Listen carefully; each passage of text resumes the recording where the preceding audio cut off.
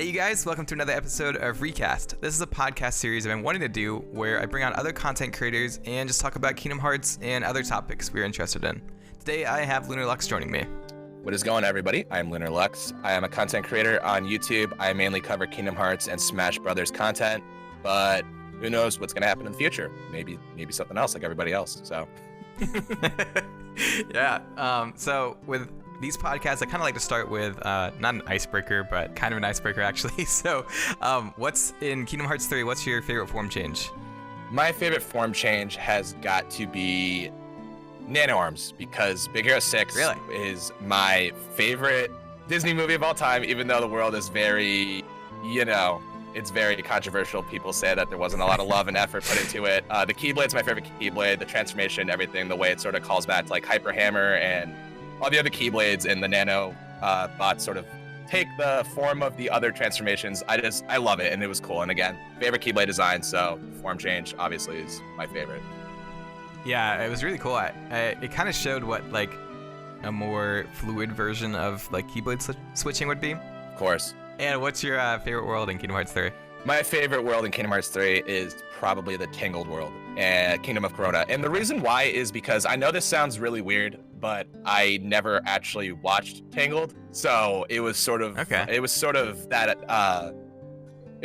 I was watching the movie for the first time. So obviously, back in Kingdom Hearts 1, like I was younger, I didn't see all of those Disney movies. So I kind of felt that Kingdom Hearts 1 magic again, or like when I was younger, where I'm sort of experiencing something completely new for the first time. So either that, or I'm also a huge Pirates of the Caribbean fan, so the Caribbean. I love the way they did it justice this time around. I think that my reaction to the Pirates world was my favorite, because I was telling my friend literally that day before, because I had a bunch of friends over for E3 and we were going to watch it because we knew there was going to be a bunch of Kingdom Hearts news and stuff that day. So when that got revealed, I was literally telling him, we were playing Pokemon Go probably a few hours before, and he said, if they bring back a world, what would you want? And I said, Pirates of the Caribbean, because in Kingdom Hearts 2, that was the most painful experience of my life. I didn't like the way it looked. I didn't like the way Zordon and the Goofy were so out of place in that world. So the fact that they redid it and what the product was, how beautiful and expansive it was, that just, for me, was absolutely perfect. So it's either Kingdom of Corona or the Caribbean, just because, for two different reasons. Yeah, gotcha. The actually, that reminded me of when the Pirates of the Caribbean world came out for E3 or whatever they reveal. I didn't think they were going to show anything for, I think that was Xbox maybe, that the conference. That was Frozen. So I think it was the Sony conference where we got the Pirates world. Oh, okay, gotcha. So not the Pirates of the Caribbean, the Frozen world. I was like, oh, it's the Xbox conference. Like I'm gonna go shopping with my wife. Like they're not going to show anything during Xbox, because why would they? And so I remember being in the middle of the store and my phone starts blowing up because Blitzform had been revealed. So the green speed form. Because at that point during the summer, I just started theorizing about there could be a speed form. And so my phone started blowing up with that and anti-aqua, because I think that was the reveal too. So just I was like, oh no, are you serious? The one time I'm not home. I actually have a funny story about that trailer. So what happened was I was sitting in my room and my girlfriend at the time was in her room. And I was just watching the Xbox conference because I was like, whatever, it's Xbox. So I was sitting there minding my own business. So I forgot who was hosting it at the time, but he was basically, the way he introduced the trailer was there is this giant Japanese RPG classic coming to Xbox for the first time. I'm like, haha, like Kingdom Hearts 3. And then he said again, for the first time, here we go, Kingdom Hearts 3. Dude, I jumped out of my chair.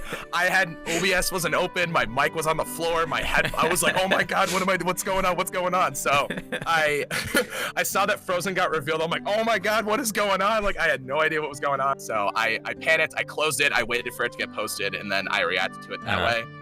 But that's awesome. Yeah, I know that was just, oh my God. I was like, I want to keep watching it, but I gotta wait because I have to react to this. So I did. I saw the first half of the trailer really. So I just, that was unfortunate. I kind of faked the first 20 seconds of my reaction. But, not faked, but it was more so I tried to sort of react, but I couldn't because I already saw it. But yeah, that was funny. Yeah, E3 2018 was crazy. It really was. It was 2 or 3.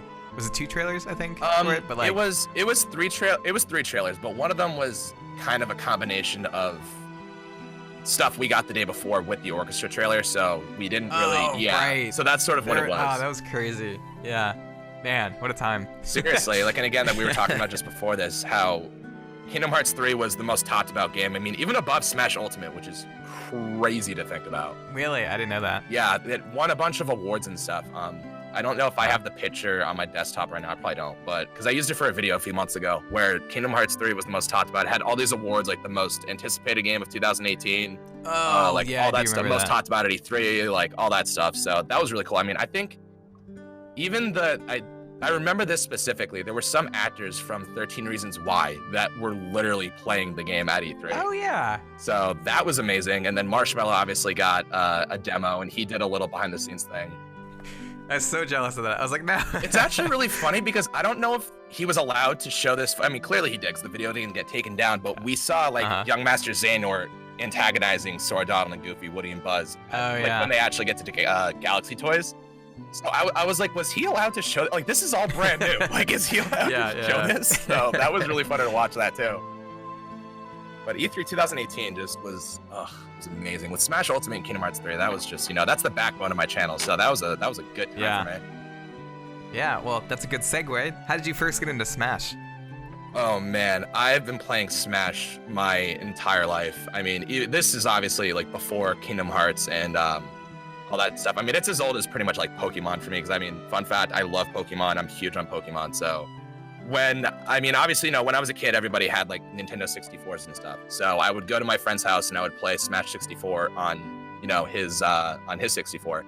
I never owned it. I don't know why, but I do have it on my Wii for the virtual console. So that's my only purpose for I didn't know they put it on there. Yeah, no, it did. It got it, and it got a bunch of other 64 games. But yeah, that, and then obviously when the GameCube came out, I got that for my birthday. My mom got me Smash Melee, one of the first games that I got, and it just went from there. I mean, I got for Brawl, when that came out, me and my friend went to the midnight opening, and we got that. We played it all night and unlocked all the characters on his game, and then obviously I had to do it on mine. So, but I didn't even care. That's where I got into like Subspace, and I thought that was like the coolest thing that I've ever done. Yeah, Subspace was awesome. I loved it. It was I remember loved it. Yeah. Yeah, and Brawl was so important for me because, I was also a huge Sonic fan when I was younger. So when Sonic got added, to me, that was like, oh, right. That was game changing. Well, do you remember, I know when I was a kid and we were playing Melee, like, there was like that, there were all these like, oh, if you do this and so-and-so and this, like, you'll unlock this character. Oh, yeah. And like, it was all these like crazy, like, off-the-walls things. And so I remember one of the things was like, to get Meta Knight, you have to like play as Kirby on his like world for like 30 matches or something, and we like sat down and did that and nothing happened. Oh my gosh, yeah. Or like Sonic and Tails would take the place of the Ice Climbers if you like did this like crazy like list of things to do, and I like was so gullible and fell for it, and we like got to the end, we're like, we must have done it wrong. Like, shout out to like supercheats.com, like right? That website, like basically saying like, if you do this, this, and this, then you can play as Master Hand and Giga Bowser. But I think that you actually were able to do something. I don't know if it was about Giga Bowser, but there is an actual like little hack for you to play as Master Hand. Really? Yeah. Oh, I don't remember that. I think that's the one that it is. It's one of the two, but I think that you actually can. But I mean, naturally, I went to GameStop. I got an action replay, and I just hacked my way to play as Master Hand. Yeah, I remember putting that in. Yeah. That was awesome. But yeah, no, and then Smash 4, obviously that was the only purpose of my Wii U. My friends had my Wii U for 3 years, and I have not asked for it back, just because I don't care. But Ultimate, I mean, I've never tried playing competitively or anything, but Ultimate is it is a completely different beast. I mean, Ultimate has added it's given me I have so much passion for that game. When it comes to like talking about characters, getting better at the game. So not only from like, theorizing and just being casual and stuff, but like trying to get good competitively. Like I'm able to watch competitive Smash and understand what they're saying. So things like, teching and like using like tilts and stuff. I mean, 2 years ago, I had no idea what any of that was, but now I do. So it's just, it has given me like a new passion and like, a new love for the game. But also just getting characters like, obviously, we'll obviously segue into this, but other than Sora, my second most wanted character, other than, I guess I should say third, because Waluigi was number 2 for me, because I love Waluigi. Yeah, I'm one of those people. But King K. Rool was my number one villain for the game, and we got him. Really? And yeah, no, because I grew up playing Donkey Kong and Donkey Kong 64 specifically. Okay. So when they added King K. Rool, I I swear, like the world froze for 3.5 minutes or however long that trailer was. That was one of the coolest things that has ever happened for me. Like that was one of the most hyped things ever. So their Nintendo Directs are like, they're so good. They are. Like, I don't know if like who's on their marketing department or if like, I don't know, but they are like so in touch with their community and they know exactly like what their community, well, from the outside looking in, because I'm not like a huge part of the Smash community, but it seems like they really know like how to like present their characters that they're introducing. Yeah, they put so much effort and time into them. So, I mean, obviously back in Brawl or whatever, I think it was called Smash Dojo. It was a website you'd go on and they would update you with like news and stuff. So obviously, I guess they realized that was like a big thing. So like when Sonic was there and they posted the trailer, same thing with Snake, like, you know, big things like that. Like, I think they've noticed that they can capitalize on that and people get hyped and people want to, I mean, yeah. I remember I would take off of work if I knew that there was a direct coming, you know, because I wanted to sit down and I wanted to watch it for myself. Yeah. Like, I would skip classes in college so I could watch these directs and stuff. And it's just, I love the presentation. I mean, they just do it in such a good way where it makes me feel like I'm watching a Kingdom Hearts 3 trailer for the first time again. You know, it gives me that same feeling when, like, you know, a trailer is getting shown off or we might get a character reveal or anything like that. It's good. And I love the thrill and I love the rush of it and everything. Unfortunately, the leak scene is very loud and very there, so it's not really many surprises anymore. I mean, I knew about Banjo and the hero, I guess you should say, getting added like weeks before they were revealed at E3. Gotcha. But that's fine. But I think I saw that on Twitter. Yeah, it's been a big thing. But when it came to Joker, that blew my mind because nobody said Joker was getting added. So when he got revealed at the Game Awards, my reaction is really funny because I was kind of drinking with my brother, and we were sitting there waiting for the reveal. And when he got shown off, I jumped out of my chair. I swear, it was like I was just injected with adrenaline. I was like, "What? Like, what is this? Like, nobody said anything about this." So it's crazy. It's awesome. You know, it's insane how well they do these trailers, and I'm really excited for the next two for sure. Yeah, it's crazy. So like, is it Banjo and 2 more characters, or is it Banjo and another character? So there's I guess you should say 6 because they added Piranha Plant as like free DLC, but then there's the Fighter's Pass. So the first one was Joker, the second one was the hero, and then the third one was Banjo. So there's 2 more after this, and they're scheduled to be done and out by February 2020. So oh my goodness, what? Are you serious? Yeah, February 2020. That's when the last one should be out or around there. I mean, that's obviously like subject to change, I'm assuming. But yeah, the last 2 characters, I mean, they gave us Banjo Kazooie, man.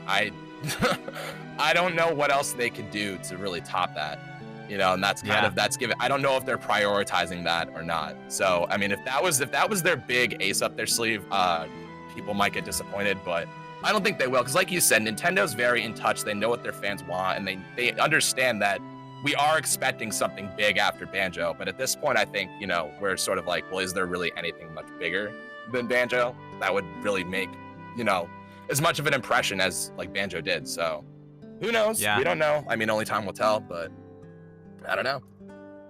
Maybe Sora, hopefully. Yes. We can talk about that next if you want to. Absolutely. Yeah, I'm down for that. So I've heard, obviously, like being in the Kingdom Hearts community, and I feel like even like just in Smash, like isn't he like top on a lot of like popularity polls? Yeah, there's been a few unofficial Smash ballots, and I think it was right before I know it was before E3 is when I found them. I don't know when it was actually conducted, but Sora was at the top, like above Banjo and like other popular picks. He was up there for both. I think it was just North America. It might have been worldwide because Japan had a separate one. But either way, there was like either like North America or worldwide plus the Japan poll, and Sora was at the top for both of them. So I mean, that's not going to influence anything because the DLC was selected before the game even came out. But I think, was it? Yeah, but I think one of the main arguments that people say is like nobody wants Sora in Smash. I'm like, well, you clearly don't know anything because he was at the top of 2 polls, you know, for Japan, and even if it is just North America, those are the 2 biggest demographics for Smash, obviously. So, I mean, you can't really say that nobody wants him in Smash when he clearly was above picks like, you know, Master Chief, Steve from Minecraft. Like he was at the top of both polls. So is Steve, was he confirmed for Smash, or was that like a fake? It was probably fake. Was there? Yeah. Okay. I mean, I feel like I saw something about that. Because Banjo is technically a Microsoft property now, so I don't know if they would do another Microsoft character that's completely, we don't know if they'll do it. I just don't see it making much sense for them to do another one, but I don't think Steve is going to make it into the game. Gotcha. I think Steve would be funny, but I'd prefer Master Chief, like not even trying to like meme around. Like I love him, so. Was there? Okay, so yeah, I'm very much on the outskirts of the Smash community. Was there another is there talk about a second Fighters Pass?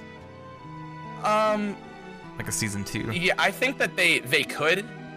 The thing is, like Sakurai, he said that it's easier to make a new game with new characters rather than to constantly rebalance the current game. So he doesn't really like DLC, but the thing is, it's like Ultimate is the perfect Smash game, in my opinion, personally. I mean, other people prefer Brawl, Melee, like some people even prefer Smash 4, but I think that Ultimate is just such a giant worldwide phenomenon, and it just, for me personally, I love it. So I think constantly adding DLC to this game is all we need. I don't think that we need another Smash game because, I mean, realistically, what's going to top this? We have every character, virtually every stage, every soundtrack. Like, there's nothing. It's going to be really hard to make another game to top it. So, well, it caters to like competitive and like fun, like casual play. Cause like my wife doesn't play any video games, and when I first got Smash, like we both like she like jumped in and played along with me and like picked it up pretty easily. And we like have like a couple nights where we just like stay up and play a little bit. Like it caters to like competitive and casual, which is like really surprising. Exactly, and I think that's the beauty of Smash in general, because it can be competitive, but it's also very, very friendly for casuals and stuff. So I don't think that there needs to be another Smash game. I mean, if they did, it'll be good. Every Smash game, in my opinion, is good, and I like it for different things. But I wouldn't want them to really like not do DLC because they want to make another game. I would rather them do another Fighters Pass. I mean, there's over 70 characters, so I mean, there's a lot, you know. But I mean, I think, look, they've got the whole like catchphrase "everyone is here" with Ultimate, so I think that they really need to make sure everybody is there. So yeah. So like we were talking a little bit about Sora Smash. What kind of movesets, or like what's like one thing that you want if he was in there to be like part of his moveset? One thing. I mean, Sora, I mean, obviously everybody knows Sora has such a giant like selection of things for like his moveset and stuff. One thing that I think he needs to have is, I don't know how much you've looked at Hero, but how he has like an MP menu. Yeah. I wouldn't say that Sora needs something like that, but it's more so he needs to be able to use magic. I always thought, like, you know, his specials, so like if you press like just B, he'll shoot out fire. If you do down B, he'll do probably like thunder or something, and then side B can be like a projectile with like ice, or like that could like freeze them or something, or blizzard. So something along those lines. What if it was like a strike raid, that's like, you know, in Birth by Sleep or maybe Dream Drop Distance, you could have like fire raid or ice raid, and so like it could like cycle through those. That would be really cool, yeah. And I think if he had some sort of like gimmicky mechanic, I would actually love for them to incorporate something like sort of something similar to Cloud's Limit or to Joker when he has Arsene out, where when he takes enough damage or deals enough damage, he goes into a form change. Like something like that cool. Would be really, really cool. And I actually I've been thinking about that a while, because I've tried making moveset videos for Sora, but I keep changing my mind on what I think specific things would be. Because I mean, realistic, it could be anything. But I think if he had some sort of a gimmick, if he had some sort of limit, it would be him going into a form change temporarily, and I think that would be really, really awesome. Because I mean, that's how it works in the games. He deals enough damage and he chains them up, and then obviously he'll have the option to go into it. So doing something like that, where, you know, he stays true to his character and his character's design and stuff, I think that would be just amazing. Yeah, that would be cool.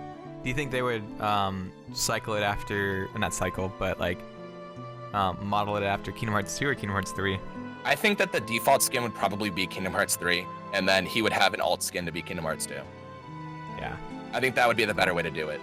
Because I mean, I guess technically, like, lore based, he's not much older in Kingdom Hearts 3 than he is in Kingdom Hearts 2. I don't think it's even a year, so it would make sense. Like, I mean, having like Kid Sora with different dimensions and sizes and stuff wouldn't make sense. Yeah.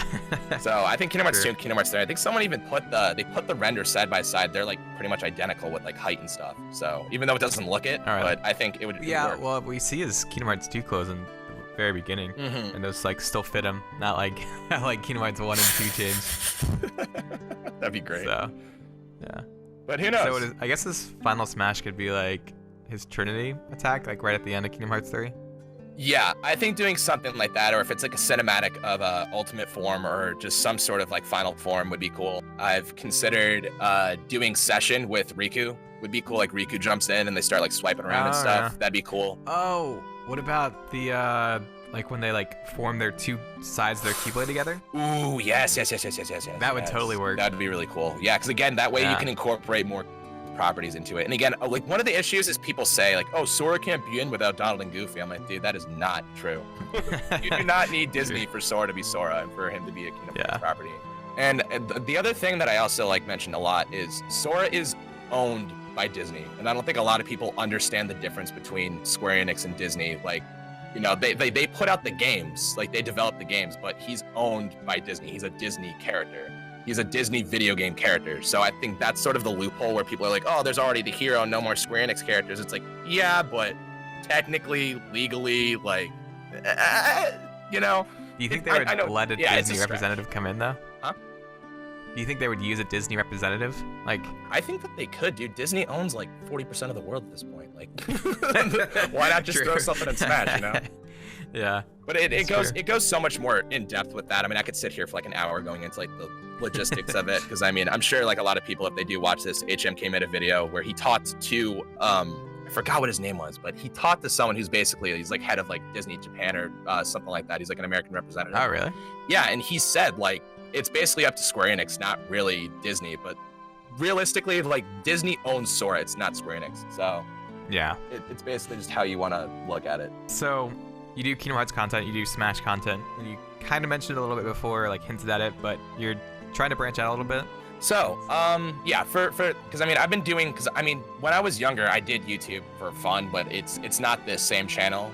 I did like skits with my friends, because I mean, we loved like Smosh and stuff. Same. So we did like stupid little skits, and like that was always fun. I bought my Dazzle for video capture with like AV capture and stuff. So yeah, look that thing up, dude. That thing is Stone Age. But I did that. I did like Guitar Hero stuff. I did Rock Band stuff. I did a little bit of Call of Duty stuff for fun, but nothing big. I mean, again, I was like 13 or 14 when I was doing that. But then I started doing vocal covers because I used to be in a band, so I did that. And that's on this channel, but I hid all those videos or deleted them because of copyright and stuff, so I had to do that. Then I started doing Kingdom Hearts stuff, obviously, back when 2.8 just got revealed. Like, that was the first thing I did, was I did a Kingdom Hearts 0.2 Let's Play. So, yeah, I did that. So, I mean, it's been like, what, 2.5 years, a little bit more, like, about that. So I've been doing Kingdom Hearts the entire time, and then in between, I mean, obviously Smash came out. I love Smash, so I did Smash discussion videos, all that stuff. I've tried doing Pokemon, but I know the Pokemon company is very, very tight with copyright and stuff, so it was really hard to... Oh, are they? Yeah, like, I mean, I would do a video where I was, like, talking over trailers. Can't do that. I did that where I was trying to use certain screenshots. Sometimes I don't like that either, so it's really hard to do that. But now that I have it set up and everything, I could branch off and do more Pokemon stuff, especially since it's gonna be on the Switch. I don't need to get like a capture card for my 3DS or anything. So I'll try to do Pokemon obviously when that comes out, but just other IPs. So things like Luigi's Mansion when it comes out. I love Luigi's Mansion. Astral Chain, like we talked about before. I really want to jump on Astral Chain. I'm so excited for that. Animal Crossing when it comes out in March. Obviously, I want to do that. There's Final Fantasy VII, which comes out at the same time, so my heart's going to shatter. Yeah. Because I'm not going to be able to focus my energy on just one of them, but, you know, I'll try. And then, obviously, again, I love anime and stuff. I don't really love... Look, here's the thing. I don't watch random anime. It's more so what gets recommended to me. So... Okay. I watch a lot of the ones that are like big. So I mean, obviously, like my favorites are like Death Note, Attack on Titan, and My Hero Academia. But I've watched other shows, so like some smaller ones like Food Wars or just anything else like that. I mean, I want to try to do more content on that stuff, but I don't want to be like an anime channel. It's more so like as like a side thing when there's nothing to do with video games. So Attack on Titan's my favorite show. So I'm gonna do like manga reactions. I just have to get around the copyright and all that stuff because I know that stuff's really tight. I think I did like a 3-part or 4-part series where I was talking about like all my favorite anime and manga, and like each one I would have to upload like 4 or 5 times, like so like it would get copyrighted, it would get blocked in all countries, and so I'd have to like see where like the copyright was taking place, or like where the infringement was happening. So I'd have to go back and re-edit that, and then I'd put it back up and it get copyrighted again for a different thing, and I was just like, you know what, like I could figure this out, but I don't want to. Yeah, Sorry. I know that there are channels that do actual episode reactions, but you need to like split it up and clip it, and all the editing and that is gonna be difficult. But I will try to do that. I know that Roger's Base, he just makes the video window like super transparent, but you can still sort of technically see what he's watching. So I'll try to do something like that. I don't know, especially with My Hero coming out, I'll do that. But manga reactions, that's gonna be difficult because I know manga is definitely it's just as easy for them to copyright as it is like just watching an episode. Yeah, apparently like manga is like really hard too. So I just have to like really solidify what I'm gonna do before I start doing all the reactions and stuff, because if I improperly format my videos, they're virtually useless, and I recorded myself for nobody but myself to watch. So you know. But yeah, Attack on Titan, I need to get into that manga because season 4, the last season, doesn't come out until like fall 2020, so I can't wait that long. Oh, wow. Yeah, I read that like ages ago. I don't know when I dropped off of that one. How'd you get into Attack on Titan? I watched, what was it? It was back in 2014, whenever it came out. So my friend told me, he's like, oh my God, watch this show. It's really cool. I was like, all right, whatever. Like I wasn't really, growing up, I like Pokemon, Yu-Gi-Oh, Naruto, Dragon Ball Z, like all the animes that everybody watched before we knew what anime really was. But then he told me, he's like, watch this. I was like, okay. So I watched it and I absolutely loved it.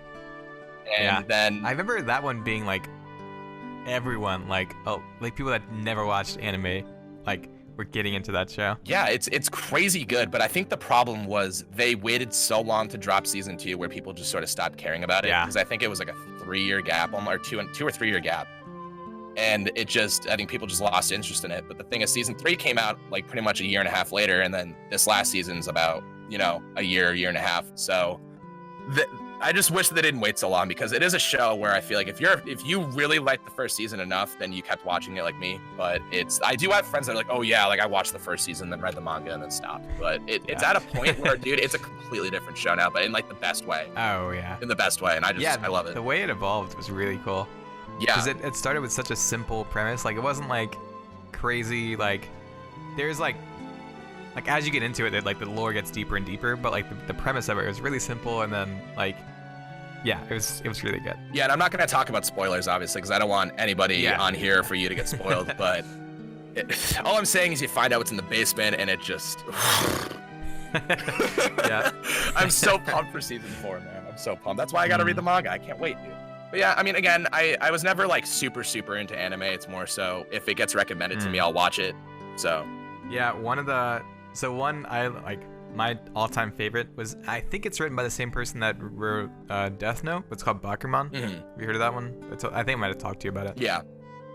But yeah, that was like a huge reason why like I'm even like on YouTube to this day, because that was like so inspiring. But it's like very like slice of life, like it's not like action packed.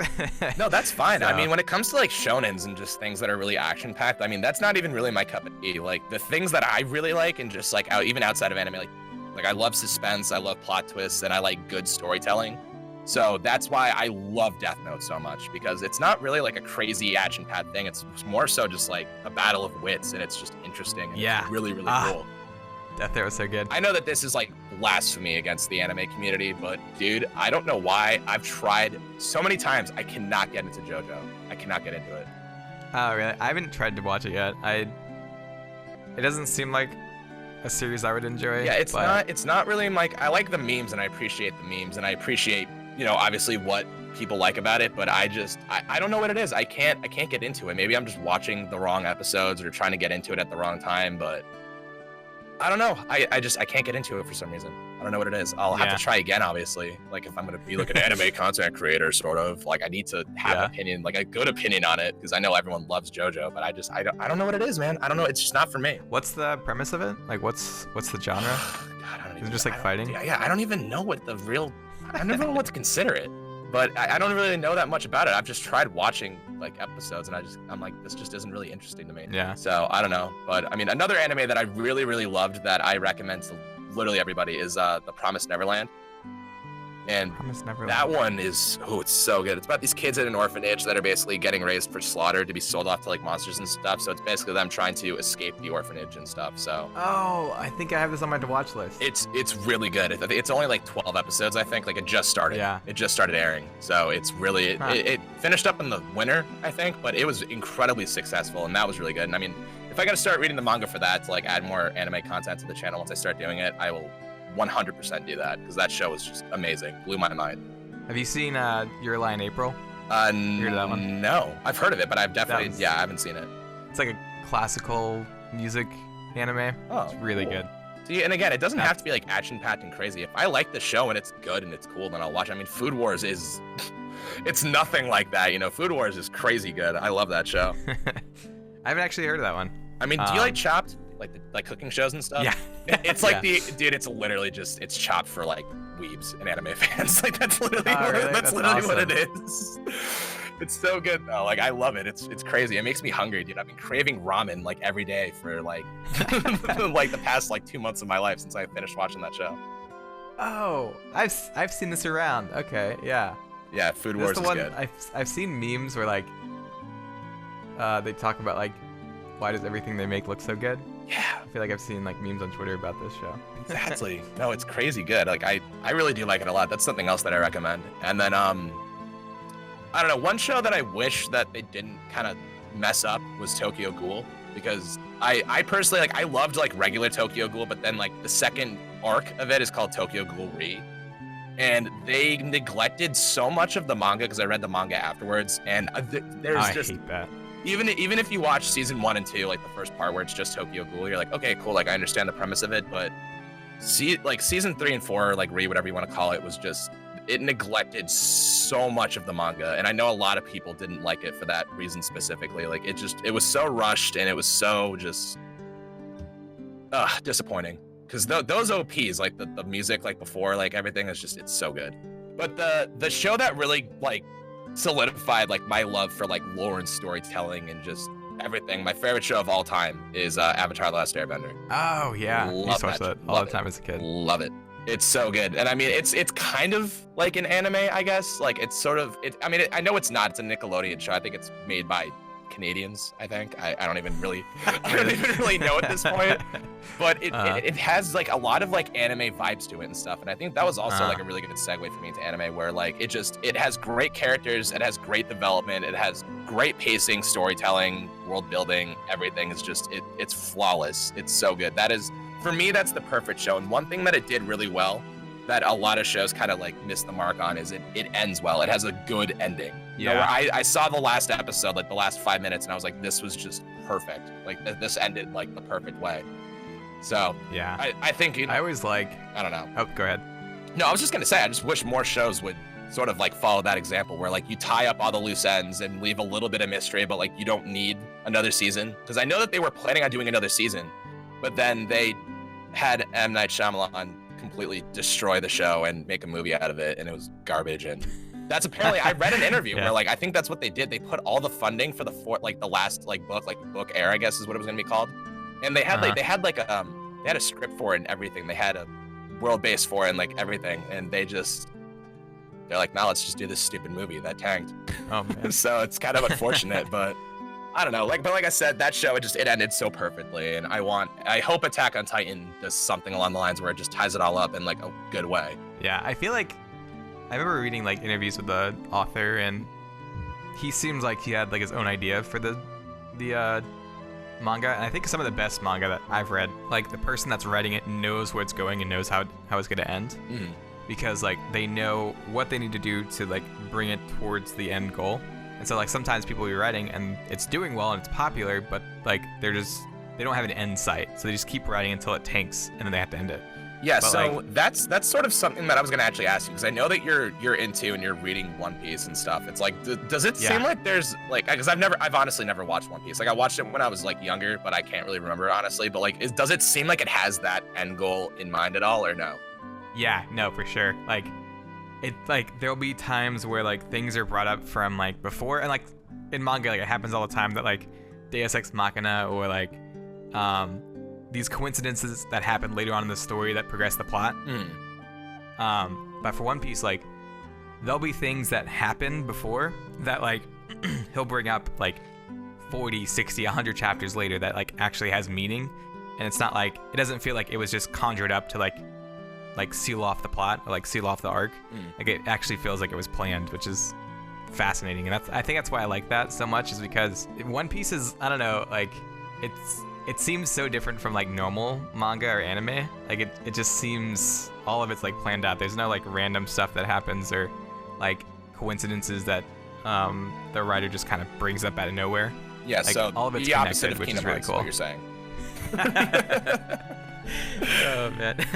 Yeah, but no, again, and I honestly, like, it blows my mind that One Piece has gone on for as long as it has. I mean, I know the manga's at, like, it's at, like, 900 something, right? Or is it more than that? 952? That is 951? ridiculous. Yeah. I gotta commend the author and, like, the people behind that. Like, that is insane that it's gone on that. Yeah, and it's still good. It's crazy. Yeah, I know my friend tried, he started watching it or just trying to catch up with it a year and a half ago from episode 1. He's finally caught up. Took him a year and a half. Oh, really? Yeah, no, I've been reading it since before I was married, I think. Like, whoa. Coming up on 2 years, I think, now that I'm married, and I think I was reading it, like, a year and a half before you got married. That's like, wild. It's taken me a long time. That is wild. But it's like, I took breaks and, like, went over to other series. But yeah, no, it's taken a while. Yeah, One Piece, dude. Shout out to them. They just, that is amazing. Yeah, well, I think this is a good place to end it. Thank you, Lunar, for coming on. I always enjoy talking to you. Of course, man. No, thank you. I appreciate coming on and stuff. I mean, like I've told you, I love doing podcast style things where, you know, you just sit down and talk, because, I mean, it's great. It's awesome. I love it. I listen to podcasts myself, so. But no, thank you for having me. I appreciated being here and stuff. Yeah, if you guys have not already, I'm going to leave a link in the description and a pinned comment to Lunar's stuff. Like he said, he does Kingdom Hearts content, he does Smash Ultimate content, he's going to be branching out to other Switch titles and maybe anime and manga reviews. So if any of that sounds interesting, go over, subscribe, and yeah, you guys want to, I did another podcast with Prodigy, which you can find in the link in the top left on screen. And that's all I got. And yeah, so cool. Hope you guys enjoyed. This is why I write scripts, because I don't know how to talk. But see you guys in the next podcast. Bye-bye.